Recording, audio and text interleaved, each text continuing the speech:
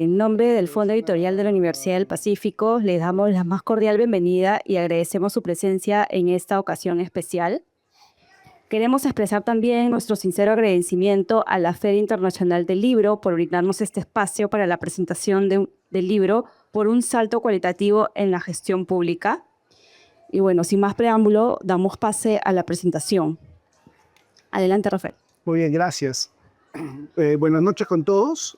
Muchísimas gracias por estar aquí presentes y compartir estos momentos en la presentación del libro con nosotros. Vamos a empezar con el panel de comentaristas. Permítame, por favor, presentarnos. Tenemos un excelente panel de comentaristas. Tenemos a mi izquierda a Mónica Muñoz Nájar, que es la sugerente de redes de estudios para el desarrollo, redes.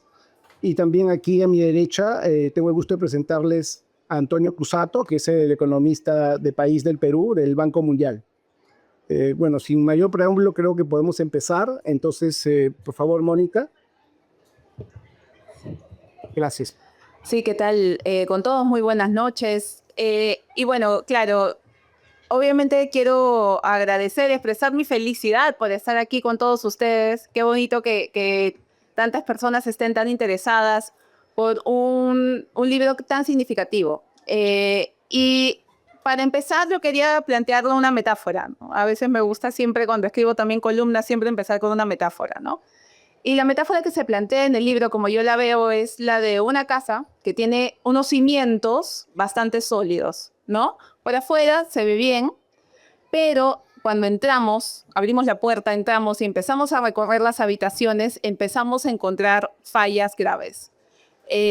Las paredes no están terminadas, hay techos que están goteando, cañerías rotas, hay habitaciones donde simplemente no hay conexión de luz, los baños no funcionan, hay algunos lugares, algunos baños ni siquiera llegó el agua, hay niños en algún cuarto que están jugando, no están estudiando, hay personas que están enfermas porque no pueden atenderse en otra habitación. Y en el patio hay una escalera que supuestamente debe llevar al segundo piso, pero no lleva a ningún lado, ¿sí?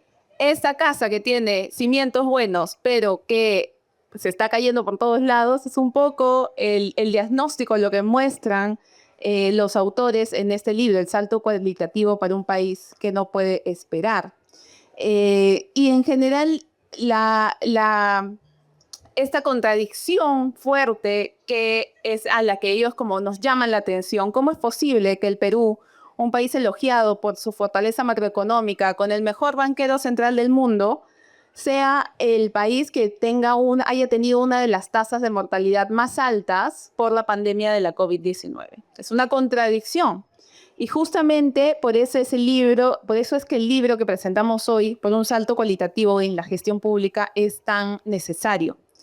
Felicito mucho y agradezco a Rafael Cortés y a Armando Morales y a todo el brillante equipo de autores, porque no solamente nos están dando un diagnóstico más en este libro, sino nos están dando una hoja de ruta. Cada capítulo recoge un sector o una preocupación pública y propone no solamente, digamos, no se queda en los lugares comunes, sino tiene propuestas bastante concretas. Y este es un contexto particularmente especial para tener este tipo de libros, de contenido, de desarrollo académico y más allá de lo académico, porque estamos en un contexto de mucha desconfianza ciudadana, estamos en la antesala de un nuevo ciclo político y justamente vienen todos estos debates de qué se va a hacer, cuáles son las propuestas, y aquí tenemos propuestas. Y algo que me parece interesante es que los autores no se quedan un poco en el pesimismo del diagnóstico, ¿no? Sino damos el salto. Desde el nombre del salto te está empujando a ir más allá. Y este salto, la idea es que se dé una proposición, una propuesta para que el país salga adelante y no nos quedemos donde estamos, ¿no? No estar estáticos, sino saltar.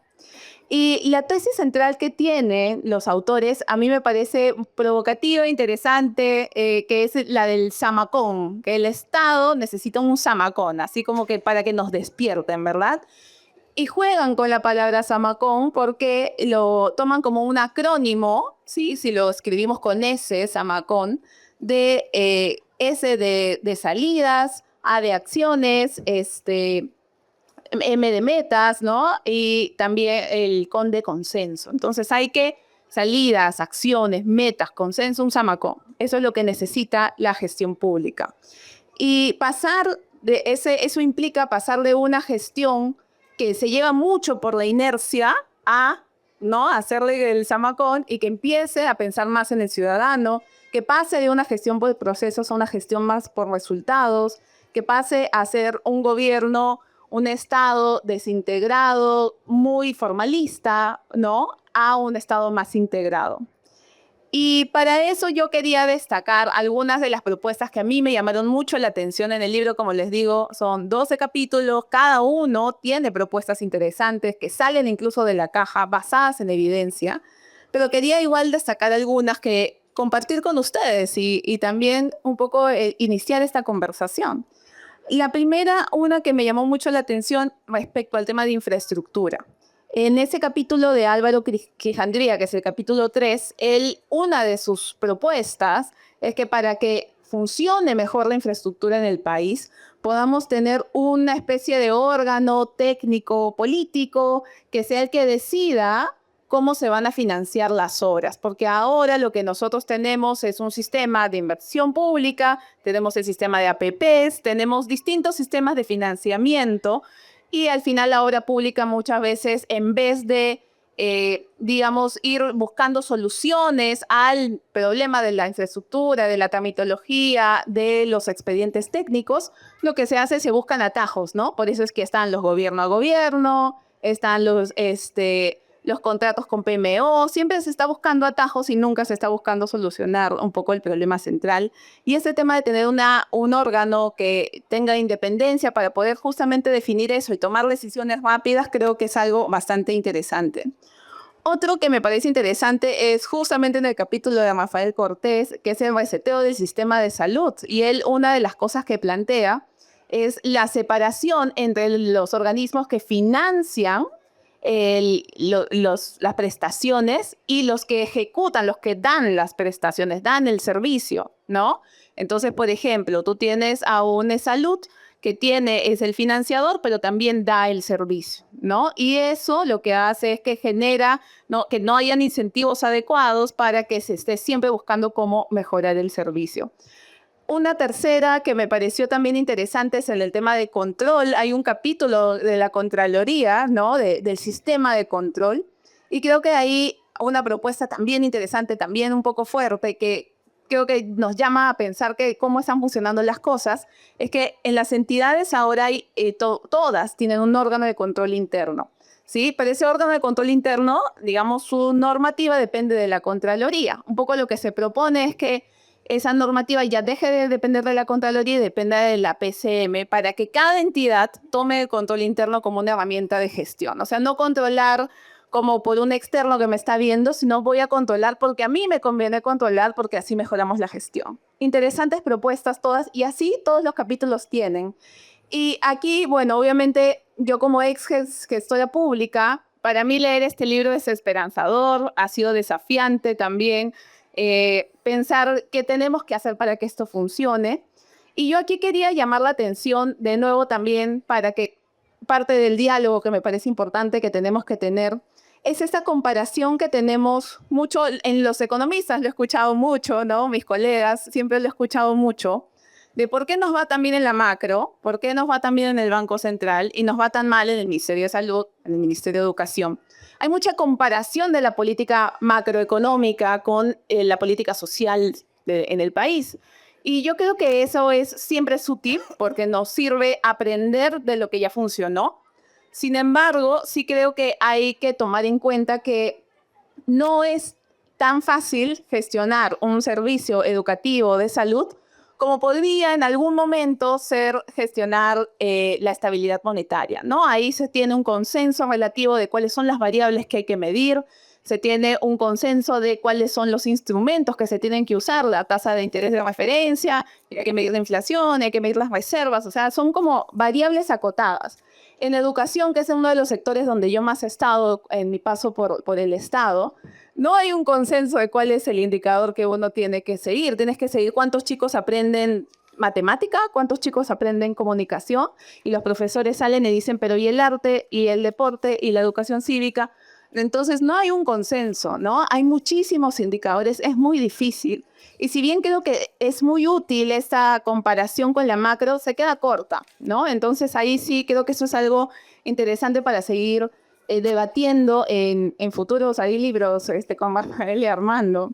Una cosa que también me llama mucho a mí también como ex gestora pública, viene por el lado, como les comentaba, hay un capítulo de la Contraloría, del sistema de control, y creo que ahí tenemos, más allá de ver cómo se solucionan algunos problemas específicos de cómo funciona el sistema de control, sí creo que tenemos todos que comprarnos el pleito del control, ¿no? A mí me sorprendió que estuviera un capítulo aquí de la Contraloría, me pareció súper interesante, pero al final nunca terminé de convencerme por qué tenemos que seguir defendiendo el sistema de control, ¿verdad? Porque si bien todos sabemos que hay que combatir con la corrupción, nuestro sistema de control no lo ha hecho, no ha funcionado para hacerlo, ¿no? Entonces, ahí como falta un poco más de debate, de justificación, tal vez incluso de por qué esa es la vía y por qué no hay otras vías para controlar y mejorar la gestión pública. Y por último, yo lo que quería mencionar también, que siento que es algo que también complementa lo que se plantea en el libro, es que como hay tantos capítulos y todos son de temas distintos, a veces uno no sabe, llego al Estado y ¿por dónde empiezo? ¿No? ¿Por dónde empiezo? Y esa es una pregunta creo que todos nos hacemos, ¿no? ¿Cómo empezamos a desatar este nudo gigante que tenemos delante de nosotros? Y ahí yo creo que siempre uno puede mirar al tema de una reforma inicial y a partir de ahí vamos desatando el lodo, ¿no? Y si yo tuviera que escoger esa reforma inicial y que creo que está en todo, transversalmente, en todos los capítulos del libro, pero no se menciona explícitamente, es la reforma del servicio civil. Que justamente sirve para profesionalizar, estabilizar la carrera pública, valorar y que las personas que trabajan en el Estado puedan hacer un mejor trabajo, ¿no? No podemos cambiar muchos los sistemas de salud, de educación, de infraestructura, de compras públicas, de tecnología, de financiamiento en temas ambientales. Sin embargo, que son todos los capítulos del libro, ¿no? Pero sin embargo, si es que las personas que tienen que ejecutar esos sistemas no tienen las capacidades adecuadas, al final el sistema no va a cambiar. Ese salto va a faltar siempre, ¿verdad? Entonces, el recurso humano siempre tal vez es una reforma base y a partir de ahí podemos construir cada una de las otras reformas que se van planteando.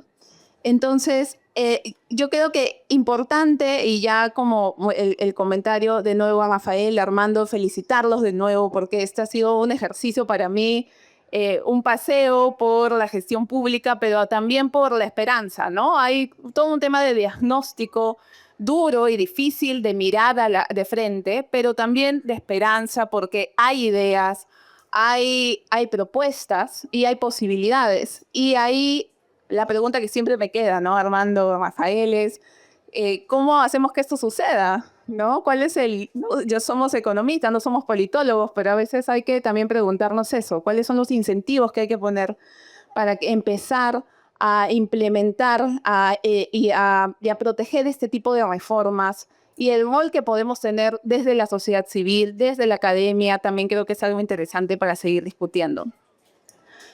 A mí solamente me queda decir que este no es un libro para pesimistas, y que por eso al principio a mí me chocó, porque yo ahorita estaba en un ánimo muy pesimista, pero la verdad es que esto no es un inventario de nuestros problemas, es una afirmación contundente que indica que el cambio es posible, ¿no? Y el título justo nos invita a dar el salto. No solamente alguien tiene que dar el salto, nosotros tenemos que dar el salto. Así que la tarea es inmensa, los invito a que lean el libro, que lo debatan, que lo tengan como material de consulta también, porque cada capítulo es una minita de oro en información muy relevante. Muchas gracias y felicidades. Muy bien. Muchas gracias, Mónica, por tus palabras y comentarios. Seguimos con la discusión. Ahora tenemos ahora las palabras de Antonio. Antonio, por favor. Bueno, en principio, gracias Rafael, gracias Armando por invitarme, por la oportunidad de leer el libro. justo en la mañana estaba con mi hija menor y le enseñaba el bocado del libro, ¿no? Estaba leyendo la última página y mi hija me dijo, papi, ¿y cómo fue posible que leas todo ese libro? Oh, porque está divertido, ¿no?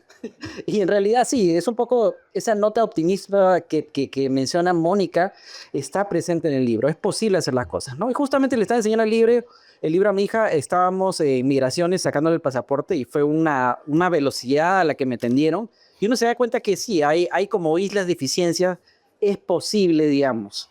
Digamos, todos tenemos la sensación de que las cosas son complicadas, digamos, la crisis política ha agravado la situación, pero hay luz de esperanza, ¿no? Y el libro efectivamente te provee información muy clara, un diagnóstico claro de distintos sectores, ¿no? Y hacia dónde se podrían mover las reformas, ¿no? Naturalmente, como todo en la vida, hay heterogeneidad, hay capítulos mejor logrados y capítulos no tan bien logrados, pero bueno, es parte de lo que tiene este tipo de ejercicios. Entonces, quería comenzar un poquito, me ponía a pensar cómo estructurar los comentarios y ya al final vi el epílogo y dije, bueno, aquí Rafa y Armando ya me hicieron la mitad de la chamba, así que vamos a coger cada uno de los puntos que están ahí y vamos a comentar en base a lo que dicen los capítulos previamente, así como un poco mi opinión personal, ¿no? Entonces, el primer... El libro está estructurado en dos etapas, digamos, como en la economía, digamos. A veces se habla del corto plazo que podemos hacer rápidamente y del largo plazo, ¿no? Entonces, Rafael y Armando dicen, tenemos que hacer un shock, ¿no? Un shock tipo las reformas iniciales de los 90s que cambiaron las instituciones del Perú, ¿sí? Y que hicieron que la economía se recupere y que crezcamos durante 20, 30 años, ¿sí? Y ahí lo que plantean es, bueno, tenemos que, digamos, hacer cosas que sean visibles para la población, para cambiar el estado de ánimo, ¿no? Entonces, ahí hay dos cosas importantes que mencionan. Uno, que es infraestructura, y dos, tema de corrupción, ¿no? Entonces, en el capítulo de infraestructura, tenemos, digamos, un primer capítulo donde hablamos de la planificación de la infraestructura y al final uno se queda con un sinsabor porque uno termina encontrando pues, que lo que se planifica efectivamente no se ejecuta, ¿no? Y eso se analiza a nivel de un plan para los principales proyectos que hay en el país. Pero si uno analizara la data completa de todos los proyectos de infraestructura que hay en el país, ¿sí? Y uno ve cómo los proyectos ingresan a ejecutarse, uno se va a dar cuenta que existe una etapa de planeamiento donde los ministerios, las regiones piensan, hay una etapa de un presupuesto inicial donde se plantea lo que hay que hacer y a lo largo del año estos proyectos de infraestructura planteados pueden ir modificándose. ¿Qué termina encontrando uno? Que el 90% de los proyectos nuevos nunca fueron planificados, nunca estuvieron en el presupuesto inicial. Se crean durante el año fiscal y van ingresando al presupuesto, digamos. Entonces, efectivamente hay una falta de planificación, digamos, que está clara en el libro, pero que, digamos, refleja, digamos, un poco el cambio estructural de los 90, digamos, ¿no? Tuvimos 60, 70 y 80, eso está muy claro en el capítulo macro, una participación muy fuerte del Estado en la economía, donde las exportaciones eran principalmente correspondían a empresas públicas, las importaciones también, la provisión de servicios, el crédito, el 60% del crédito venía de los bancos públicos, y pasamos a una participación privada, y ahí efectivamente se cortó con todo intento de planificación, digamos, se eliminó el Instituto Nacional de Planificación, y aparte entonces, digamos, ha habido temor por parte de los hacedores de política de la palabra planificar, ¿sí? Y estamos improvisando las políticas públicas a lo largo del tiempo, ¿no? Entonces, ese es el primer punto. El segundo capítulo, que es el capítulo que también menciona Mónica, Álvaro está aquí, digamos, es el capítulo de APPs. A mi juicio es el capítulo que te cuenta la historia más clara, el capítulo mejor logrado en términos de qué es lo que pasó, digamos, ¿no? Te cuentan, digamos, el shock de Odebrecht, digamos, cómo se planificaron las APPs, que hubo, digamos, un momento en que las APPs comenzaron a demorarse mucho en su ejecución, digamos, temores por parte de los funcionarios públicos para efectivamente sacar los contratos, se crearon distintas instituciones que miraban los contratos y al final demoraban un montón, los contratos no salían, digamos, y una serie de situaciones que llevaron a que efectivamente, digamos, los contratos pues, se lo ralentizaran, ¿no? Recientemente, en los últimos 2 o 3 años, se ha dado un impulso nuevamente a las EPPs, ¿sí? Y efectivamente, con el ministro anterior Salardi hubo toda una discusión sobre reformar proinmersión y cómo hacer para que las EPPs puedan relanzarse en el país, pero es un debate que aún continúa, ¿no? Pero bueno, el capítulo de Álvaro en ese sentido es un capítulo súper bien logrado y que nos da una visión clara y nos cuenta, como dice Mónica, digamos, algunos shortcuts, ¿no? Cuando no podemos hacer las cosas, ¿cómo tratamos de poner el parche, ¿no? Y ahí menciona efectivamente los contratos G2G, que son contratos con gobierno a gobierno, que no son necesariamente los óptimos. Y llama la atención porque en el siguiente capítulo, en la lucha contra corrupción, dicen, oye, hagamos contratos G2G, y en el capítulo anterior dicen, no hay que usarlos. Pero bueno, ahí hay una incongruencia, digamos, uno puede darse en ciertas cosas, ese tipo de cosas cuando lee el libro.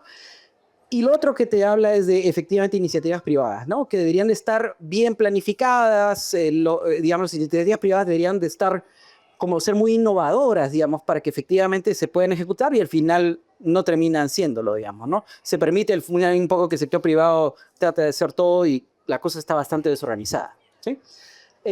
Luego tenemos el capítulo de control. Me gustó bastante el hecho de que Armando, me parece, en el capítulo reconoce que hay un tema de la Contraloría que genera, digamos, de alguna medida miedo en el funcionario público, ¿no? De que luego, si firmo algo, luego me viene un juicio y, ¿sabes qué? Mejor no firmo, ¿sí? Digamos, la autocrítica se queda un poco corta porque dice, bueno, hay factores externos que hacen que el funcionario tenga miedo a firmar, ¿no? Y, por ejemplo, dice, si soy un funcionario de una municipalidad y ya está la prensa que está diciendo que esta obra tiene indicios de corrupción, ¿por qué voy a firmar yo? Luego me van a meter juicio, entonces mejor no hago nada porque luego lo contrario. Entonces nos quedamos en ese mundo estático, ¿no? Y es cierto, lo que dicen es cierto, hay un tema externo, pero también yo creo que hay un tema interno de la Contraloría que no estuvo suficientemente debatido en el libro y que naturalmente, nuevamente, este es un debate abierto, ¿sí? Luego del shock de Odebrecht, entendiendo que el escándalo de corrupción es un shock inesperado para todos, los servicios de las Contralorías se expandieron sustancialmente en el Perú. Igual que cualquier firma que crece rápidamente, pues siempre trae problemas los crecimientos muy acelerados, ¿no? Se expanden los servicios de control, pero la calidad no necesariamente se mantiene. Yo recuerdo en una conferencia, Nelson Schack, el controlador anterior, decía, nosotros en la Contraloría tenemos más ingenieros que todo el Ministerio de Transportes. Y entonces, bueno, eso refleja que efectivamente la expansión fue demasiado elevada y no necesariamente generó este temor, digamos, ¿no? Entonces yo creo que aquí hay un tema pendiente todavía por analizar. Hay que encontrar el punto intermedio correcto, como dice Mónica, hasta qué punto controlar, digamos. Y ahí lo más importante, creo, como está en el capítulo de árbol, es tratar de evitar la excesiva discrecionalidad de cómo te revisan las cosas, digamos, ¿no? Cuántos te revisan y exactamente qué te van a revisar. Y en función de eso, ser muy claro y poner, digamos, límites a, digamos, estos temas de control, ¿no? Entonces tenemos este primer shock de corto plazo. Más o menos, ¿cuánto voy, Rafa? ¿5 minutos? ¿O ya estoy casi en el límite? Más. 3 minutos más. Un par de minutos más. Y luego viene, digamos, el largo plazo, ¿no? Y aquí hay, yo diría, 3 capítulos súper interesantes. El primero, que es el capítulo que diría es el más audaz, es el de Rafo, digamos, el de salud, ¿no? Donde efectivamente, como resalta Mónica, te dice, bueno, hay que separar el financiamiento de la provisión de los servicios, ¿no? Y yo recuerdo que este es un tema, pues, cuando yo era recién egresado de la universidad, este es un tema que se discutía a fines de los 90, principios de los 2000, ¿no? Entonces es un tema que ha quedado ahí pendiente de larga data, pero que efectivamente nunca se ha llegado a ejecutar plenamente. Rafa cita una serie de decretos supremos donde se intentó hacer esto parcialmente durante el gobierno de PPK, pero que efectivamente, digamos, no se llegó a materializar del todo, ¿no? Otro tema súper importante es el de presupuesto por resultados. Es crucial. En el capítulo de macro, Armando señala que efectivamente casi la mitad del presupuesto corresponde a pliegos me acuerdo el nombre, es pliegos presupuestales. Básicamente, eso es un seguimiento de la mitad del presupuesto de lo que gastas y los resultados, indicadores de resultados, ¿no? Entonces, uno diría, pues, si la mitad del presupuesto tiene indicadores de resultados, las cosas deberían estar de maravilla. Pero efectivamente algo está pasando, ese seguimiento no se está dando, quizás los indicadores no son los correctos, son demasiados indicadores, como dice Mónica, es muy difícil medir las cosas, en el caso de educación, como citaba, pero ese es un punto crucial, digamos, ¿no? El capítulo de educación se habla sobre los profesores en la educación pública, ¿no? Y ahí me llama la atención, sabemos que los sueldos de los maestros han mejorado, sabemos que los maestros aún tienen una brecha de conocimiento, digamos. Lo que me sorprendió mucho fue que aquí hay encuestas que dicen que los maestros piensan que efectivamente ellos son muy buenos, digamos, y que efectivamente están logrando el aprendizaje de los alumnos, pero que en realidad esto no se da, digamos, ¿no? Entonces ahí un poco también, Rafa lo menciona en su capítulo, hay que usar los datos, ¿no? Hay un tema de datos que no se está utilizando, hay percepciones, ideas, pero nuevamente, presupuesto por resultados, la percepción de los profesores, necesitamos tener indicadores que midan las cosas, ¿no? Y finalmente el capítulo macro, ¿no? Revisando, digamos, yo soy macroeconomista, digamos, y yo diría que este capítulo macro es bastante audaz, ¿no? Si uno chequea, por ejemplo, el libro que escribió Arlet, digamos, en el año 2021, después del COVID, digamos, y hablan de la macroeconomía, digamos, en la parte de fiscal, digamos, que correspondería al Ministerio de Economía y Finanzas, queda relegada a la historia de, bueno, ¿sabes qué? Tenemos que ser disciplinados fiscalmente porque en los 80s, digamos, fuimos indisciplinados y eso llevó a que se tengan que imprimir muchos billetes y eso generó una hiperinflación y eso fue desastroso para la gente. Entonces, digamos, la parte fiscal, digamos, en este libro de Arlet y también el libro de los Tamías, que es un libro del 2023 de la Universidad del Pacífico, la parte fiscal es como, al final, el Ministerio de Economía tiene que ser básicamente un cajero, que se fije que entre los ingresos y los egresos hay una brecha muy pequeña que no acumule mucho deuda. Y el salto que hacen aquí Armando, digamos, Elmer y Carlos, es decir, bueno, pero parte importante del manejo fiscal es efectivamente el presupuesto. Y el presupuesto estamos gastando y tenemos que lograr esos objetivos. Entonces, digamos, yo diría que en términos de la narrativa de los distintos libros del UP que he sacado en los últimos años, marca digamos, un primer hito en el señalar que el siguiente ministro de Economía le tiene que importar un poquito también qué pase con la educación, qué pase con la salud, etcétera, etcétera, ¿no? Aquí, por ejemplo, solamente para mencionar un pequeño botón, digamos, ¿no? Hacia el año 2016 se hizo una reforma del sistema de compras públicas, ¿sí? Y también se cita un poquito acá, ¿no? Y se creó un sistema que se llamaba los catálogos electrónicos, que es comprar por Amazon. La idea es que los funcionarios públicos ya tienen un precio fijo y simplemente decían, bueno, compro 10 lapiceros, lo que sea, y me mandan a mi Ministerio de Educación, a mi gobierno regional, me mandan el producto, digamos, ¿no? Pero el precio ya está fijo, no puedo generar corrupción sobre eso.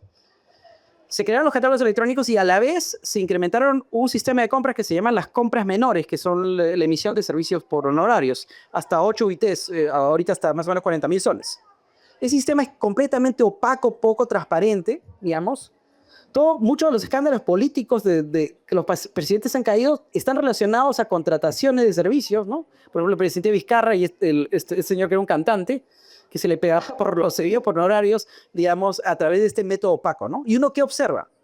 Pues que, digamos, el método transparente, digamos, en el 2016, se mantuvo flat, casi no creció, mientras que las compras opacas se dispararon.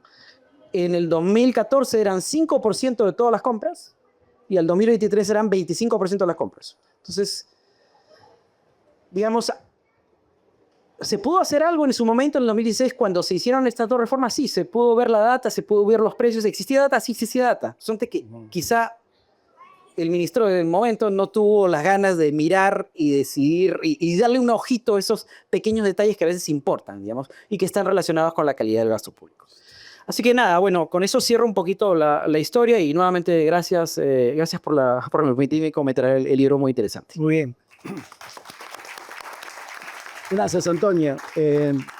Bueno, el tiempo está transcurriendo, nos quedan 15 minutos para cerrar el evento. Entonces, Armando.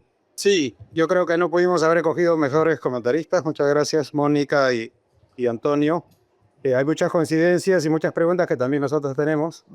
Y bueno, esa es la idea, un poco abrir el debate. Creo que esto ha sido un muy buen comienzo. Vamos a seguir pensando en la mejor manera de abordar este tema tan complejo. Los economistas, yendo al último punto que hizo Antonio, siempre priorizamos dos recomendaciones de política, ¿no? Favorecer el crecimiento y mantener la sostenibilidad fiscal. Pero en el medio siempre está la gestión pública. ¿Y para qué sirve la gestión pública? Es para subir el techo de crecimiento. Sin embargo, desde la perspectiva macro muchas veces se ignora que el techo de crecimiento lo propugnamos, pero no decimos cómo subirlo, y la gestión pública es el medio más inmediato. ¿Por qué? Porque la gestión pública es infraestructura, es mejor provisión de servicios de salud y educación, son mejores políticas ambientales, una mejor regulación para la absorción de tecnología. Todos estos temas están cubiertos en el libro por profesionales muy conocedores de la materia, para suerte nuestra. Además, la gestión pública también favorece la sostenibilidad fiscal, porque ayuda a prevenir el despilfarro. asegura una asignación eficiente de recursos para lograr los objetivos de políticas públicas. Y asegura, en teoría, un mejor control para prevenir problemas de corrupción. Y para suerte nuestra, también estos temas son tratados en el libro por expertos de primer nivel. Para quienes incursionamos en el tema de la gestión pública, nos parece obvio que son problemas de carácter económico, pero a veces a nuestros colegas no les parece tan obvio. De hecho, esta semana salió un artículo, no sé si vieron, de Ricardo Hausmann, que llama economistas, arquitectos o auditores, ¿no? Y él dice que hay tal vez demasiados economistas auditores que cada cierto tiempo aparecen a decir que no todo marcha bien, pero no estamos del todo mal. Lo que se necesita, según Hausmann, y es coincidente con lo que hemos conversado ahora y lo que está en el libro, son más economistas arquitectos, ¿no? Que piensen soluciones a problemas concretos. Y felizmente tenemos muchos profesionales en el Perú y en la Escuela de Gestión Pública de la Universidad del Pacífico. Desafortunadamente no pudo llegar la directora que estuvo en camino, Rosana Polastri, a quien agradecemos su apoyo, al igual que su predecesora Elsa Galarza. La gran pregunta a la que se refirió Mónica, ¿cómo empezar?, me recuerda la historia de un cuento irlandés, un aldeano apurado por llegar a una boda, le pregunta a un granjero cómo puede llegar más rápido a su destino, y el granjero le responde, yo que tú no empezaría desde aquí. Entonces, igual, ¿no? Nosotros estamos en ese mismo caso. Hubiera sido mejor empezar de otro lado, pero estamos aquí.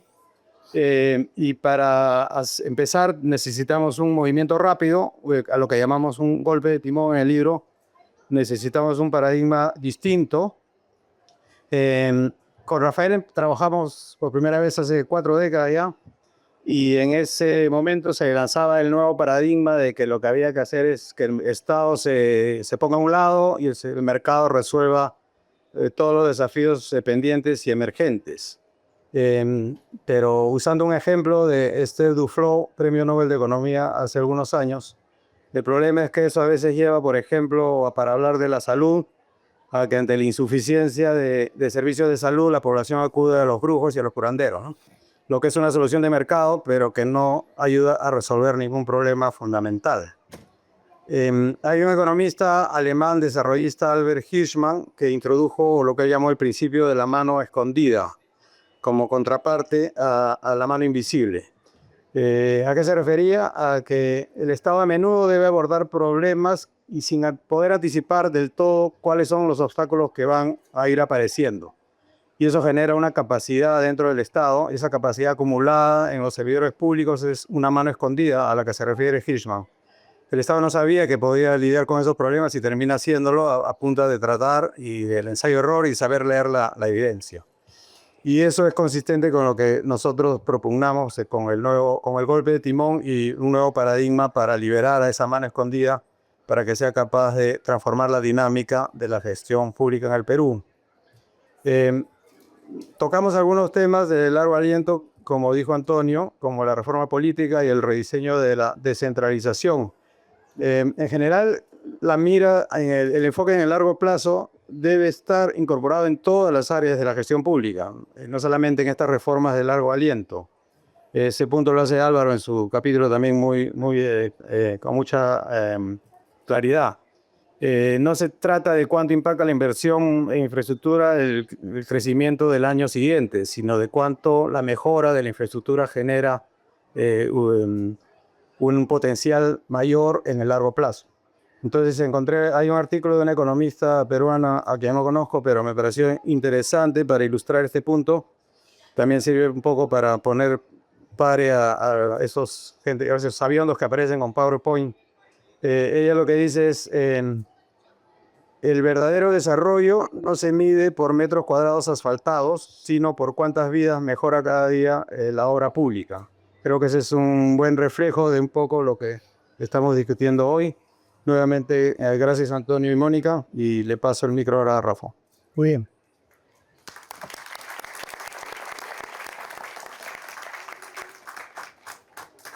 Muy bien, gracias Armando. Bueno, tenemos unos minutos más para cerrar. A ver, en primer lugar, quisiera yo agradecer a todas las personas que estuvieron involucradas, ¿no?, en la preparación de este libro. Han sido 17 autores, ¿no? Tengo que confesar que este es un trabajo que empezó hace varios años atrás, en realidad, cuando tanto Armando como yo estábamos trabajando en Washington, ¿no? Y estaba 25 años casi en el Banco Mundial y Armando lo mismo en el Fondo Monetario. Y como muchos de los expatriados, digamos, lejos del país, ¿no? Trabajando en muchos países, siempre están pensando que en algún momento van a regresar al Perú a hacer las cosas que hicieron en otros lados, ¿no? Este libro, yo quería contarles un poco la génesis, que me parece interesante, porque en estas miles de reuniones de café, de restaurantes y ceviches con pescados no peruanos, siempre comenzábamos a conversar sobre esta crisis, ¿no?, de gobernanza que viene ya de hace varios años atrás, ¿no? Y la necesidad de construir un Estado eficaz y moderno, ¿no?, como señalan los comentaristas y Armando. Y siempre conversamos sobre esta visión de largo plazo, ¿no?, de establecer visiones claras, ¿no?, sostenibles en las políticas públicas, ¿no?, qué deberíamos hacer para construir un Estado más ágil, ¿no?, y llenar estas palabritas que los economistas mencionamos de manera constante en nuestras clases de economía, ¿no?, estas palabritas preciosas y fáciles de entender, que es la eficacia, ¿no?, la transparencia, la sostenibilidad económica, los arreglos transparentes de un buen diseño institucional que se escriben rápidamente, ¿no?, con una lógica, digamos, que todo el mundo le entiende. Pero el gran reto, como mencionó también Mónica, es, bueno, cómo pasamos del diseño a la acción, ¿no? En ese sentido, creo que Mónica recogió muy bien el espíritu del libro, ¿no? Si bien uno lee el libro y se llena de datos, digamos, un poquito frustrantes, ¿no?, de que las cosas no están andando bien, en realidad fue un libro que se escribió, y creo que todos los autores estuvimos de acuerdo, en un espíritu bastante positivo, ¿no? De que queremos que sí hay esperanza, que lo que se trata es construir arreglos diferentes, ¿no? Y tomando esta palabrita Zamacón que está en el libro, de que podemos plantear salidas, que en realidad no son salidas nuevas, es lo más interesante, son salidas, ¿no?, como mencionaba Antonio, que se vienen hablando de hace mucho tiempo. Creo que el libro tiene ese mérito, ha sistematizado muchas ideas, ¿no?, viejas, ¿no?, con añadidos nuevos, y eso es lo que tratamos de hacer, ¿no? Creo que también el libro cumple un reto interesante, ¿no? Cada capítulo es un pequeño libro, ¿no? Lo diseñamos de esa manera, si bien hay una historia común, ¿no?, sobre la idea es un libro de reformas, básicamente, ¿no? Es un libro de rendición de cuentas, es un libro de generar ciudadanía, ¿no? Es un libro de cómo construir un Estado que responda a las necesidades de la población.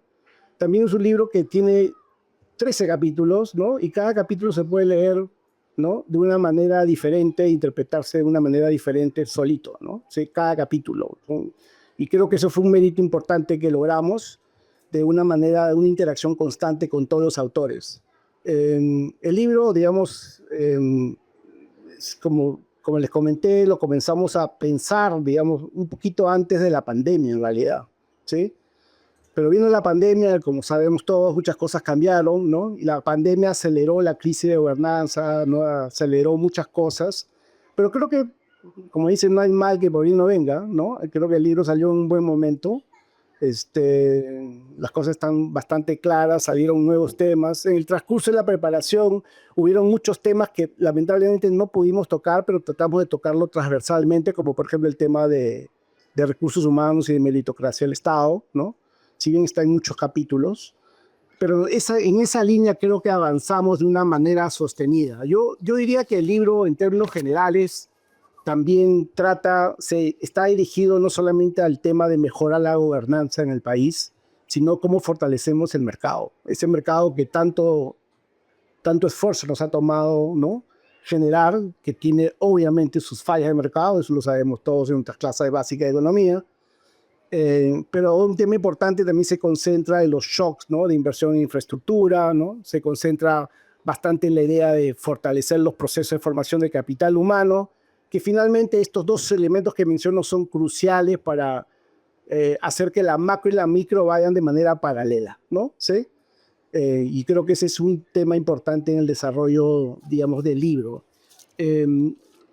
Antes de terminar, quisiera finalmente también queremos agradecer a, a Elsa Galarza, ¿no?, a Gisela Aragón y a José Luis Ruiz del equipo de la Escuela de Gestión Pública, ¿no? Que nos apoyaron notablemente en los últimos 2 años y medio para la preparación de este libro. También, bueno, aquí presente a María Elena Romero. Creo que sin su acción constante, emails, llamadas por teléfono, creo que el libro no hubiera salido a tiempo. Estaría probablemente el libro presentándolo 2 años a partir de ahora. Pero bueno, el Fondo Editorial cumplió un rol súper importante en mantener la trayectoria, el cronograma de finalización del libro, y bueno, agradecerles también a ellos. Y bueno, en general a todos los autores. Creo que Álvaro está aquí, uno de ellos. Agradecerle a los 17 actores que colaboraron con este libro. Fue una obra titánica. El manuscrito inicial tuvo, si no me equivoco, corrígeme Armando, tuvo como casi 800 páginas, ¿no? Entonces finalmente tuvimos que hacer un recorte grande en el libro, lo cual fue un ejercicio interesante porque nos entró una dinámica de cortar, ¿no? Reescribirlo simultáneamente, ¿no? Y mejorar el libro en la medida de lo posible. Lo que también quería señalar finalmente, y con esto termino, es el libro en términos generales siempre lo pensamos como una serie de recomendaciones y propuestas estratégicas, ¿no? En el marco de esta idea de que hay que pensar en salidas nuevas, ¿no? Hay que tratar de responder a las necesidades de la población, pero creo que es el tema, ¿no?, que está generando los grandes problemas de divorcio entre el Estado y la población. Y debemos generar un Estado que se acostumbre, pues, de manera transparente a trabajar con metas, ¿no? Que se acostumbre a ser evaluado sobre la base de su desempeño y metas.